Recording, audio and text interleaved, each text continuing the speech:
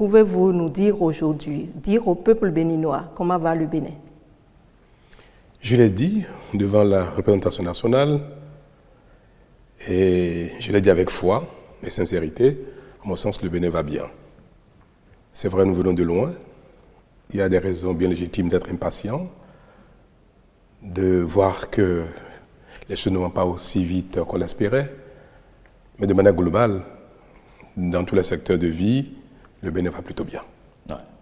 Et vous avez vanté suffisamment de progrès économiques, mais avez-vous l'impression, Monsieur le Président, que vos concitoyens ressentent ces progrès économiques dans leurs assiettes, dans leurs poches?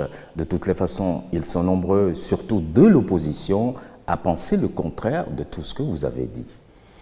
Oui, parfois cela m'interpelle. Et je fais bien souvent aussi, avec la sincérité requise pour ma responsabilité, le bilan du chemin parcouru dans tous les secteurs de vie.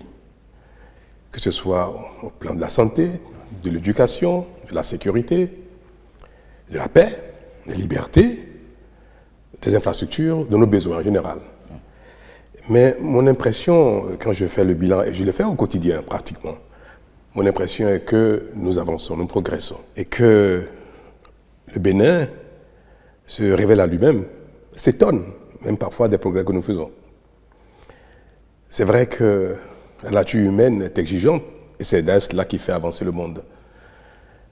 Ce n'est pas parce que nous avons des routes, d'électricité, d'eau,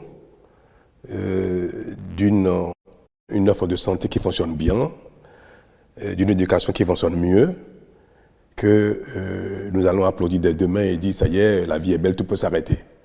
Le monde n'est pas ainsi fait, c'est heureux que ce soit ainsi.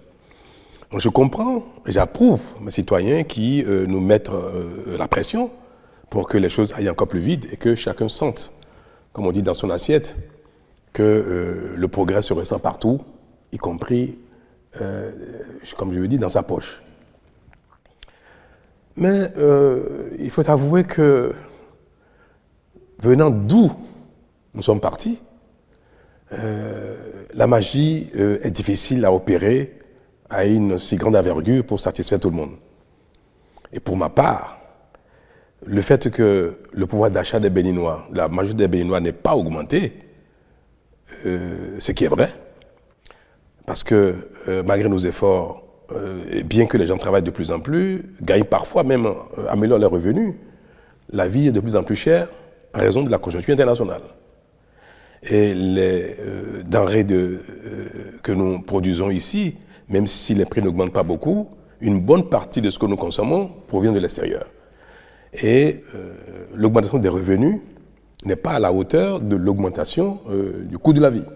Donc, c'est légitime que les Béninois affichent que le progrès n'est pas encore à un niveau qui améliore le pouvoir d'achat. Mais je continue de dire, d'affirmer que le Bénin va bien parce que nous ne reculons pas, nous avançons et nous parvenons à satisfaire l'essentiel de nos besoins pas à pas, de mieux en mieux. Et je compare le Bénin d'aujourd'hui à celui d'hier, qui était un pays, comme l'ont dit certains, fracassé, pays de désordre, de corruption, où tout manquait. Les quartiers des villes, notamment dans les villes urbaines, sont inondés à la moindre saison de pluie. L'assainissement, personne n'en parlait. L'asphaltage, on n'a jamais connu cela, au niveau que c'est aujourd'hui. Vous achetez une voiture, il y a 10 ans, au bout de 4 ou 5 ans, vous commencez à avoir des pannes. Parce qu'il n'y a pas de rue, la route ne sont pas asphaltée. Si ce n'est pas votre crémaillère, ce sera les amortisseurs ou les pneus qui vont éclater tout le temps. Vous allez consommer 2 fois plus de carburant que la norme. Aujourd'hui, c'est des choses qui sont pratiquement derrière nous, notamment dans nos villes. Et ça, c'est un signe ce que le pays avance doucement. Parce que ces choses-là, qu'on a déjà oubliées, sont des acquis intangibles et qui ont fait avancer le Bénin plus qu'on a pu l'espérer.